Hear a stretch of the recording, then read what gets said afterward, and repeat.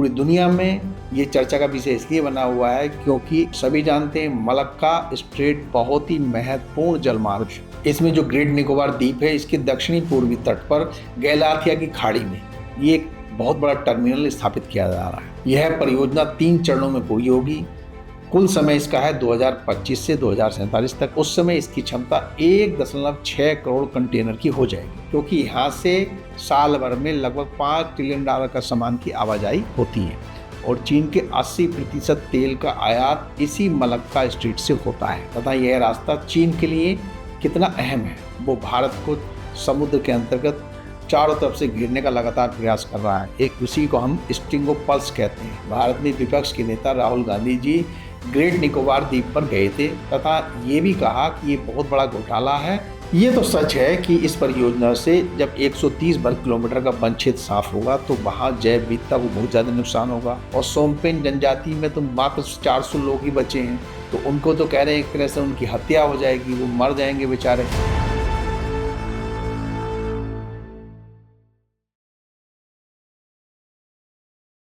दोस्तों नमस्कार, आज हम बात करेंगे भारत के ग्रेट निकोबार मेगा प्रोजेक्ट की, जिसको 16 फरवरी 2026 को नेशनल ग्रीन ट्रिब्यूनल ने हरी झंडी दिखा दी। हालांकि उसने बहुत सारी पर्यावरण चिंताओं का जिक्र करते हुए सरकार को पर्यावरण संबंधी चिंताओं के निराकरण के लिए निर्देशित भी किया है। पूरी दुनिया में ये चर्चा का विषय इसलिए बना हुआ है क्योंकि ग्रेट निकोबार जो द्वीप समूह है उसका जो दक्षिणी हिस्सा है वो और इंडोनेशिया का जो सुमात्रा द्वीप है इसके दक्षिण में उसके बीच लगभग 150 किलोमीटर का संकरा गलियारा है और ये मलक्का स्ट्रेट पर स्थित है।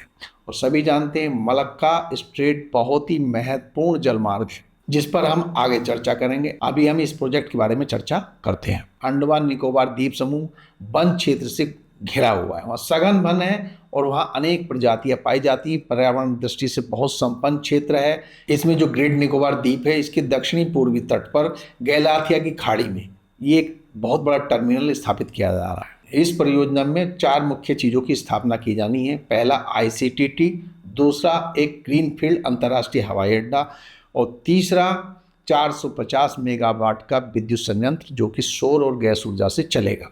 और चौथी महत्वाकांक्षी परियोजना है यहाँ पर एक बड़ा टाउनशिप जो कि बेहद आधुनिक होगा उसकी स्थापना करना। यह परियोजना 3 चरणों में पूरी होगी।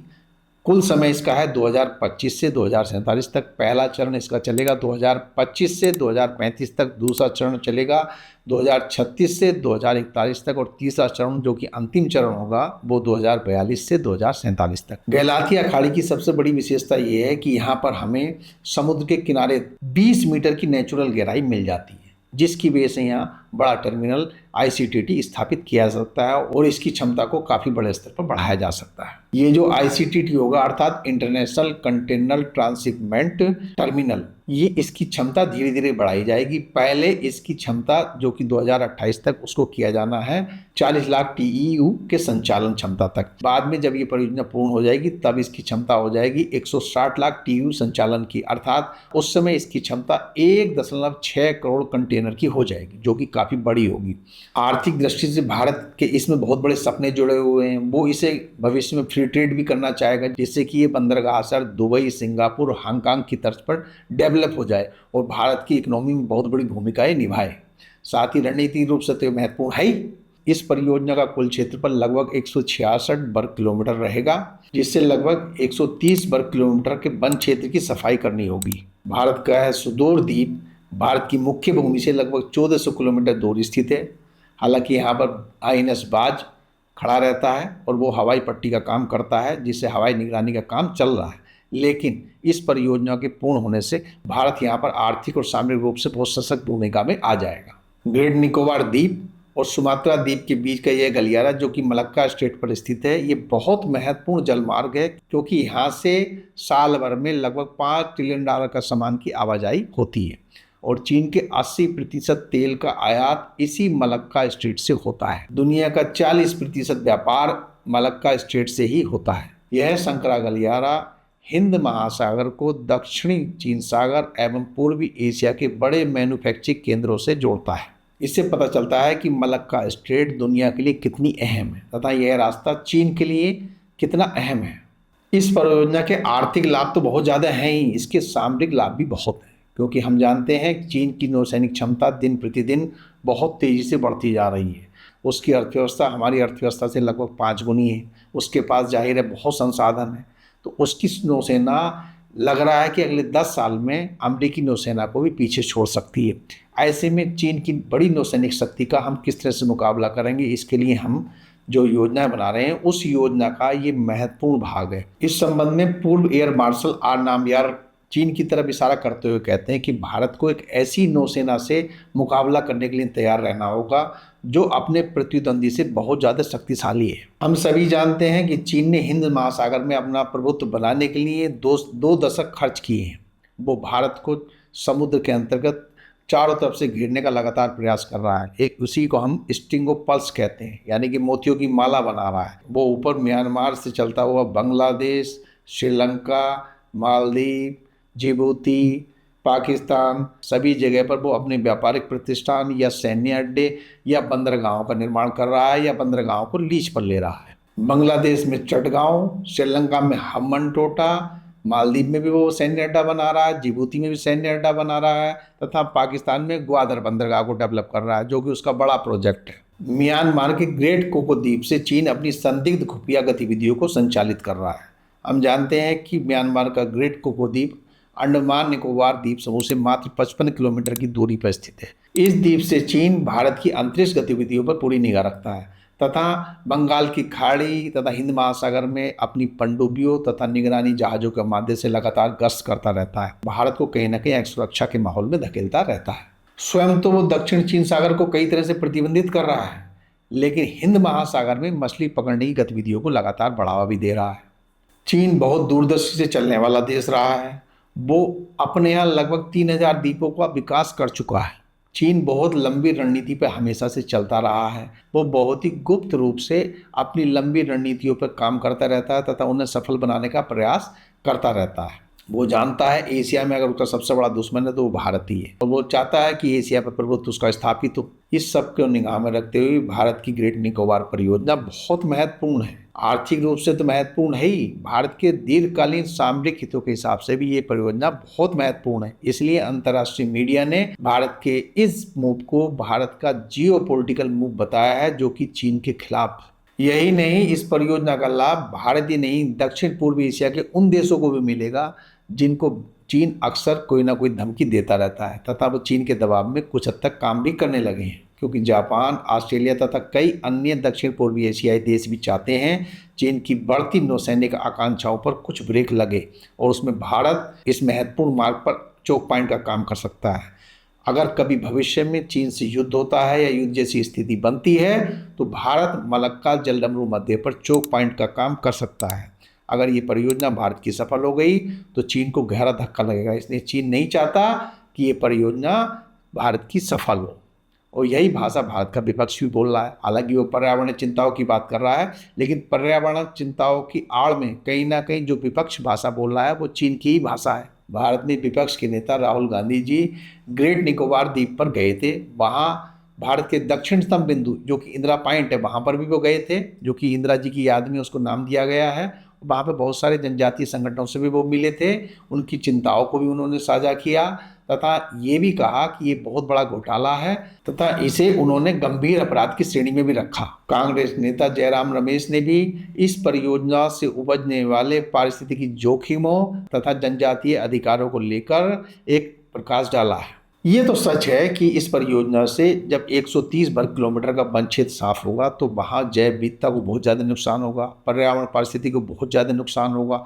वहाँ हजारों साल से जो पशु पक्षी रह रहे हैं उनका घर छीन जाएगा। वहाँ जो जनजातियाँ हैं, खासकर सोमपेन जनजाति और निकोबार जनजाति, उनका जो मूल घर है वो भी छिन जाएगा। और सोमपेन जनजाति में तो मात्र 400 लोग ही बचे हैं, तो उनको तो कह रहे हैं एक तरह से उनकी हत्या हो जाएगी, वो मर जाएंगे बेचारे। गलाथिया खाड़ी में जो बंदरगाह बनने जा रहा है, आईसीटीटी जो बनने जा रहा है, वहाँ पर लेदर बैग कछुए जो कि बहुत विशाल होते हैं, उनके घोंसले बनाने का स्थान है। जब ये परियोजना पूरी होगी निश्चित रूप से उनके घोंसले बनाने की जगह छिन जाएगी। ये कछुओं की लुप्त प्राय प्रजाति है, अतः इसके खत्म होने के चांस बढ़ जाएंगे। अंडमान निकोबार द्वीप समूह में खारे पानी में रहने वाले मगरमच्छों की संख्या भी काफ़ी ज़्यादा है। ये दुनिया के सबसे बड़े सरीसृप हैं, इन पर भी खतरा आ जाएगा।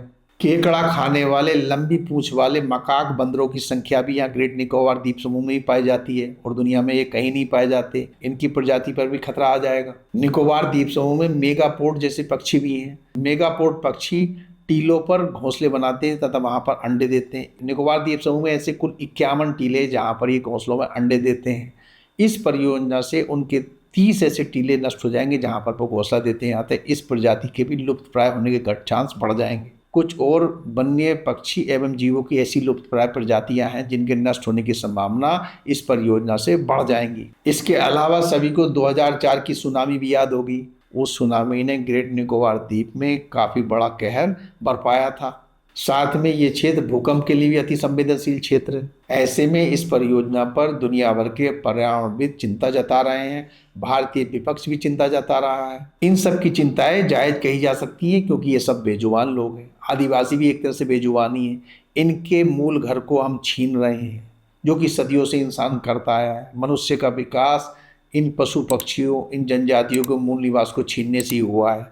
ऐसा नहीं है कि पहली बार कुछ जनजातियां विलुप्त होने के कगार पर हैं। हमने हजारों लाखों प्रजातियों को अपने विकास के इस क्रम में नष्ट कर दिया है। पूरी दुनिया इस तरफ ध्यान दे ही नहीं रही है, अंधाधुंध विकास की दौड़ में भाग रही है। तो भारत भी विकास में कैसे पीछे छूट जाएगा। भारत भी अपनी स्वतंत्र संप्रभु रणनीति अपनाएगा तथा चीन जो उसके सामने इतना बड़ा नौसैनिक खतरा उत्पन्न कर रहा है तो उसको रोकने के लिए तथा अपनी आर्थिक तरक्की के लिए स्वाभाविक रूप में काम करेगा। और भारत पारिस्थितिकी पर्यावरण की चिंता कर रही है। वो ग्रीन एनर्जी को काफ़ी तेजी से भारत में विकसित कर रही है। तो जैसे सौर ऊर्जा के मामले में देखो, भारत ने पिछले कुछ सालों में बहुत तरक्की की। इस संबंध में हमें सरकार का पक्ष भी देखना है कि इस परियोजना से जुड़ी इन चिंताओं का निराकरण वो कैसे कर रही है। सरकार का कहना है कि वो इस योजना को जल्दी में नहीं बना रही है, वो अंधाधुंध दोहन से बच रही है तथा इस योजना को चरणबद्ध तथा सुनियोजित तरीके से आगे बढ़ा रही है। इसलिए उसने इसका टारगेट 2025 से शुरू करके 2047 तक रखा है, जिससे कि सारी चिंताओं को दूर किया जा सके।